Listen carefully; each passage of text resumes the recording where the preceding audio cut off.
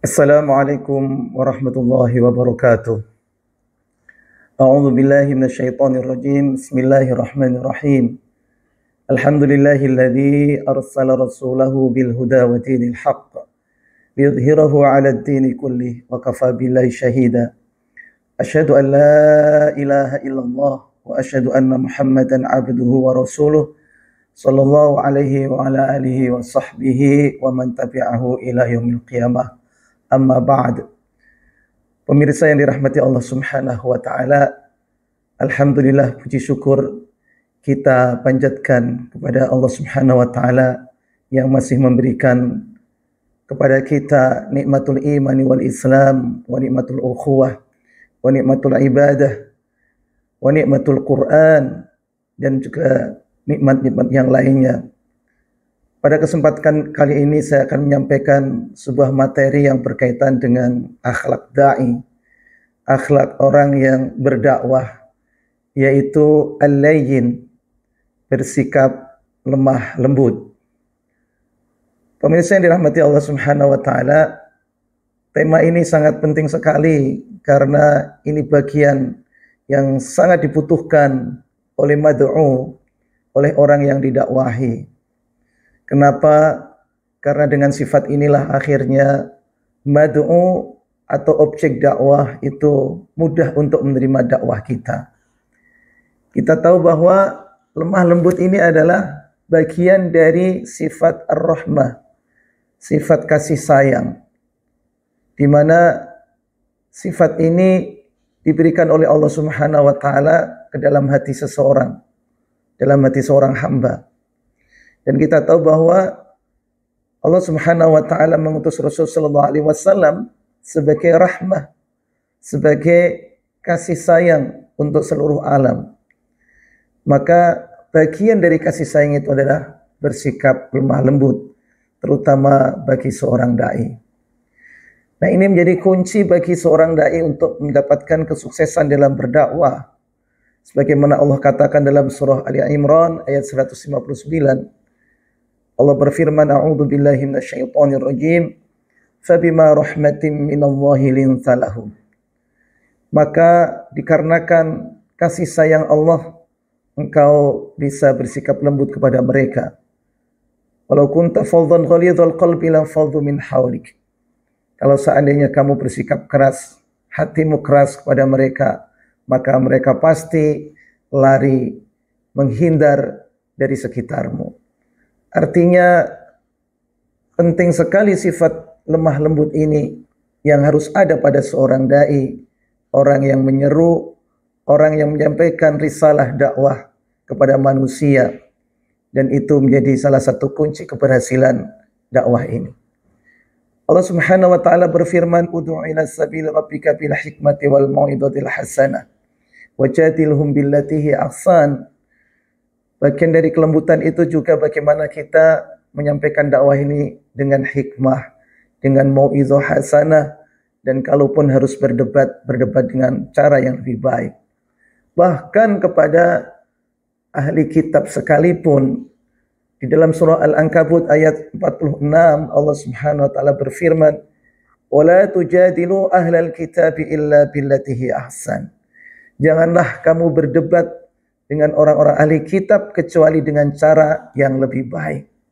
Dengan ahli kitab saja harus lebih baik, apalagi dengan sesama muslim. Maka terkadang kita mendapati orang-orang yang terlalu keras kepada saudara-saudaranya, padahal saudaranya sendiri. Ya. Pemirsa yang dirahmati Allah Subhanahu wa taala, maka seandainya kita melihat teladan para nabi, Nabi Ibrahim misalnya, beliau ya memanggil dengan panggilan ya abati, ya bunayya, ya wahai anakku tersayang. Nabi Nuh mengatakan pada anaknya sekalipun anaknya tidak mau mengikutinya. Ya, peristiwa tentang banjir besar yang menimpa di zaman Nabi Nuh, ya, yang anaknya Kan'an tidak mau mengikuti beliau. Dia tetap mengatakan pada anaknya, ya bunayya, wahai anakku tersayang. Atau misalnya beliau mengatakan kepada kaumnya, ya qaumi, yang menunjukkan sebuah panggilan sayang, panggilan yang mengandung sentuhan hati. Jadi panggilan para nabi kepada keluarganya, kepada kaumnya itu merupakan panggilan yang mengandung kecintaan, mengandung kekerabatan, kedekatan mereka, ya, mengandung hubungan yang sangat dekat antara orang yang memanggil, yang menyeru dengan orang yang dipanggil. Konteksnya dengan dai, ya, bagaimana dai itu memiliki hubungan yang dekat, ada rasa cinta, ada rasa kedekatan ya dengan para mad'u atau objek dakwah. Ini sangat penting sekali. Artinya pemirsa yang dirahmati Allah Subhanahu wa taala, dalam hal ini kita bisa mengambil isyarat bahwa di situ ada kasih sayang ya kepada para mad'u. Ya, ada rasa kekhawatiran kalau seandainya mereka mad'u itu menolak kita. Dan juga pada para penentang sekalipun kita harus ada rasa asyafaqah, ya, rasa kasihan kepada mereka. Karena manusia ini hakikatnya butuh orang-orang yang mengingatkan mereka. Dan cara mengingatkannya harus dengan lembut, dengan penuh kasih sayang. Ya, disentuh hatinya, diambil hatinya. Ya. Tetapi bersikap lemah lembut ini bukan berarti kemudian menunjukkan kalau kita itu sombong, tidak. Ya. Kadang ada orang yang bersikap lemah lembut tapi kesannya itu malah sebaliknya, ya, menunjukkan kesombongan. Ya.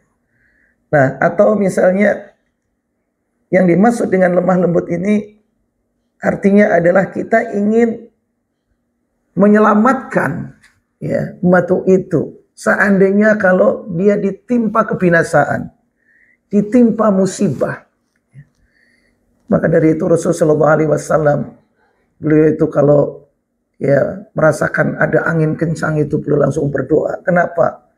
Berdoa agar angin yang kencang atau mungkin ada taufan, ya, ada angin yang menerpa sangat kencang yang akhirnya bisa mencelakai sahabat-sahabat Nabi Muhammad SAW.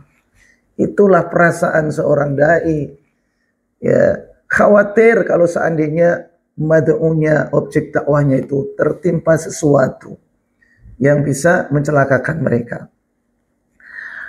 Rasulullah SAW pernah mengatakan bahwa ya perumpamaan beliau dengan kita semuanya ini ya seperti seorang yang menyalakan lampu. Nah, kita tahu kalau kita menyalakan lampu ya kemudian ada hewan-hewan berdatangan. Entah itu ada laron, ada hewan-hewan serangga yang terbang ya itu ya dengan sendirinya itu berkumpul di situ. Ya. Jadi artinya Rasulullah SAW mengajarkan agar kita itu dalam menundukkan hati manusia itu harus dengan cara yang lembut. Ya.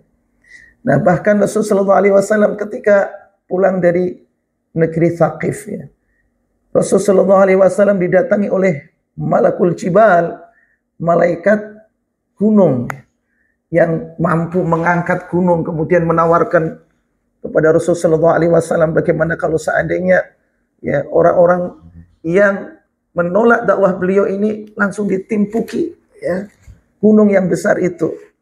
Tetapi Rasulullah SAW mengatakan bal arju an yukhrijallahu min aslabihin man ya'budullaha wa la yusyriku bihi syai'an.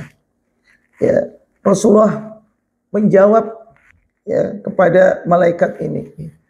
Saya berharap agar kiranya Allah Subhanahu wa taala nanti ya memunculkan keturunan mereka ini.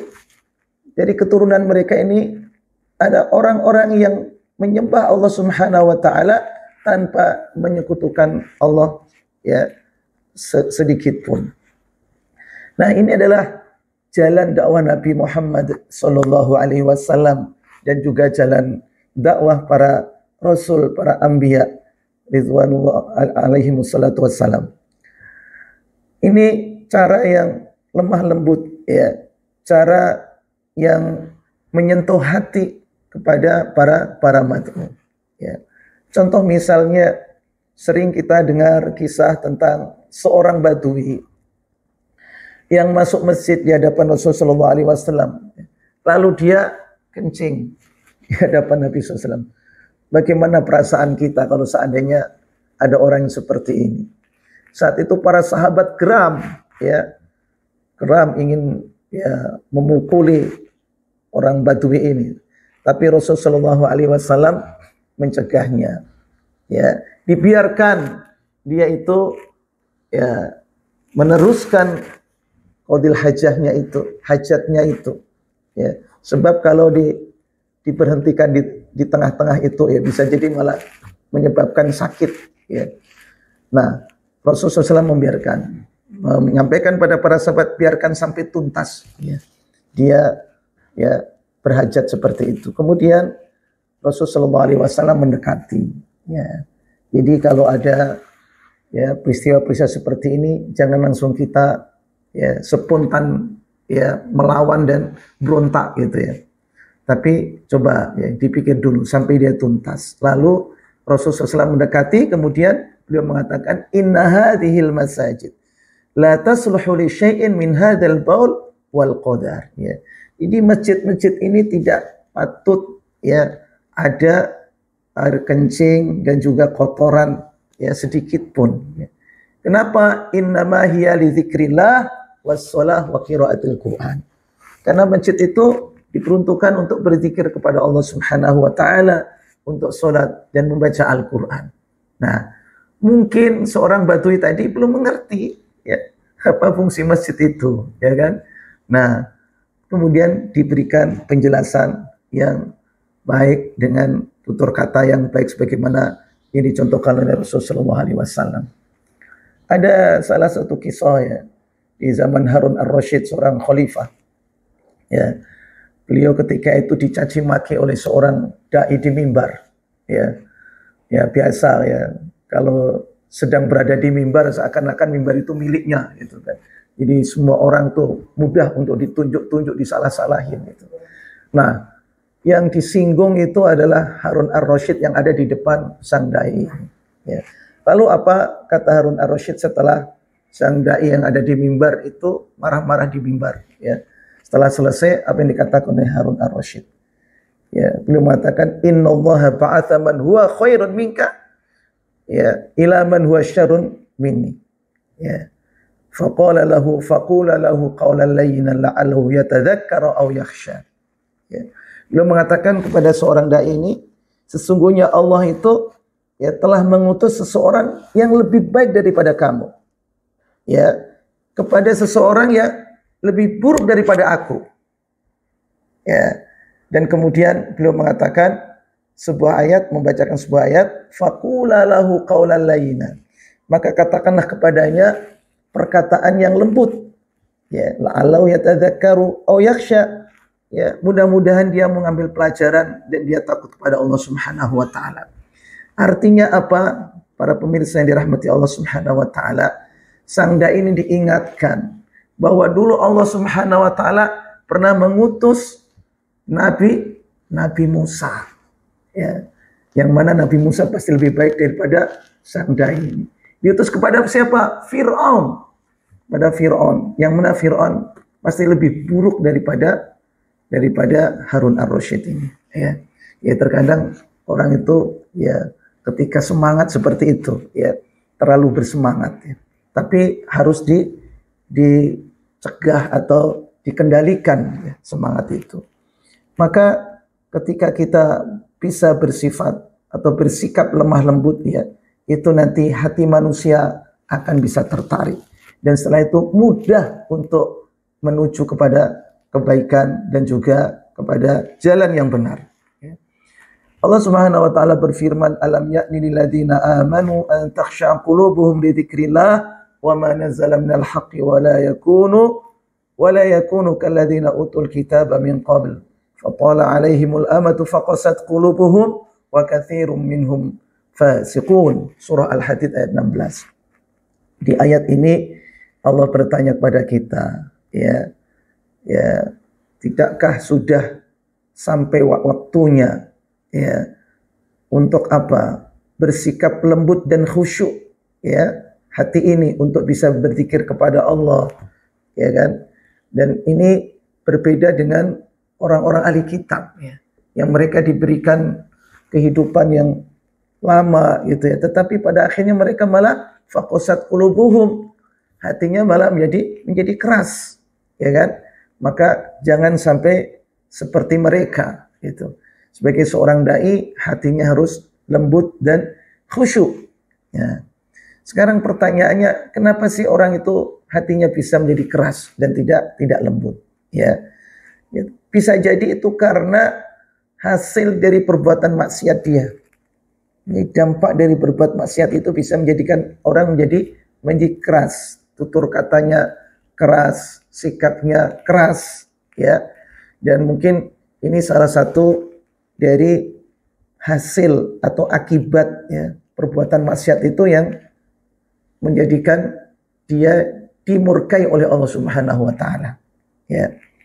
Nah, pemirsa yang dirahmati Allah Subhanahu wa taala, kata Malik bin Dinar, ya, seorang itu tidaklah mendapatkan hukuman yang lebih dahsyat daripada kerasnya hati, ya. Jadi itu termasuk hukuman yang dahsyat itu, ya. Tidaklah Allah Subhanahu wa taala murka kepada satu kaum kecuali karena Allah telah mencabut kasih sayang dari hati mereka, ya.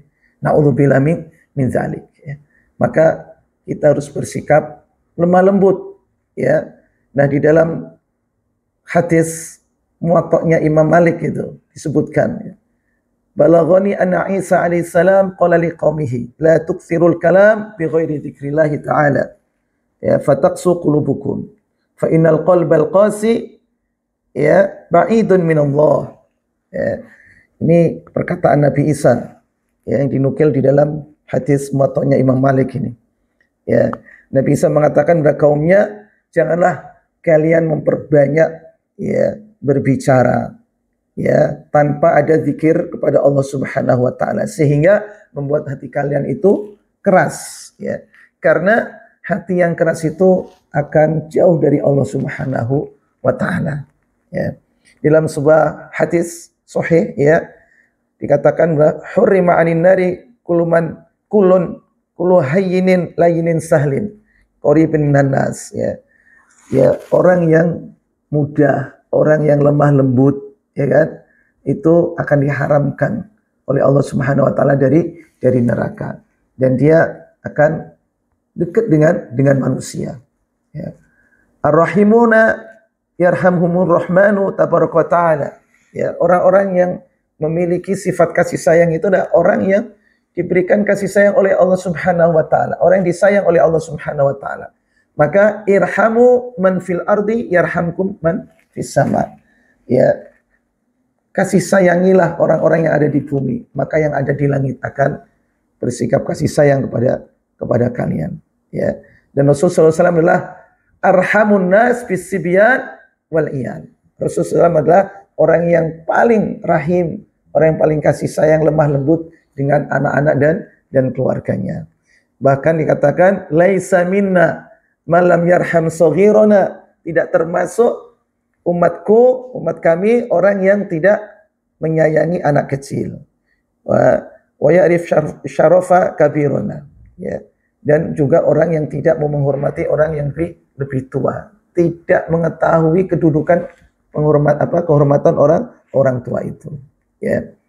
Nah, pemirsa yang dirahmati Allah Subhanahu wa taala, begitu pula kepada, ya, binatang, ya. Kita harus berlaku kasih sayang kepada keluarga, ya. Rasulullah SAW mengatakan, ya, idza aradallahu bi ahli baitin khairan adkhalallahu alaihimur rifq, rawahu Ahmad.